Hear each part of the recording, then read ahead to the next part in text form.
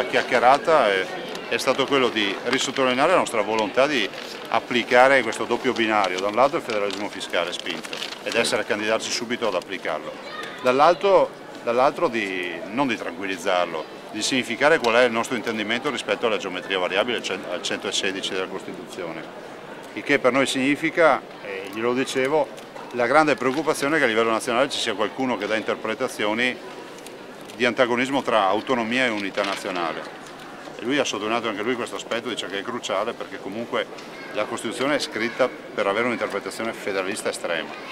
Per cui ho trovato un ambiente... Cioè federalista estrema vuol dire abbastanza accentuata, le autonomie già dall'articolo 5, quando mi citi la Costituzione, si prevede, però poi... Assolutamente sì, ma infatti gli ricordavo che anche Don Sturzo nel 49 diceva sono un unitario incallito, però penso che il federalismo sia la nostra via di uscita. Certo.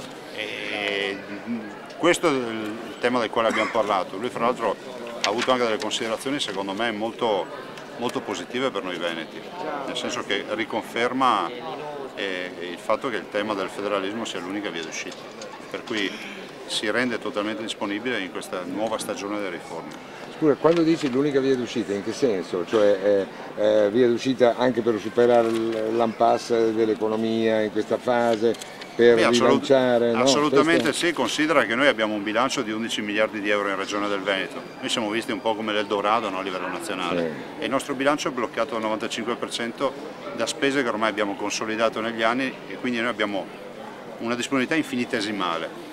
Se è vero che siamo la locomotiva d'Italia, abbiamo bisogno di carburante per farla funzionare questa locomotiva, altrimenti i vagoni restano tutti sul binario morto.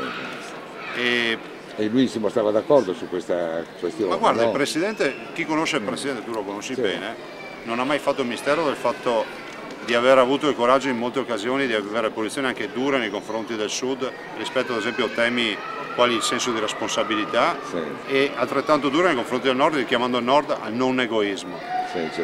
E direi che questi temi ci trovano... Su questo terreno vi incontrate? Beh, noi lo diciamo sempre, fatta salva la quota di solidarietà e sussidiarietà nazionale, poi ogni comunità ai sensi della Costituzione dovrà riuscire ad autogovernarsi.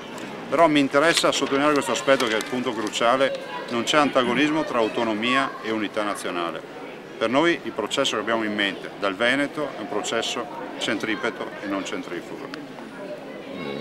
Tutto bene. Ovviamente avere il Presidente dalla nostra parte significa vedere il sole, no? Chiaro.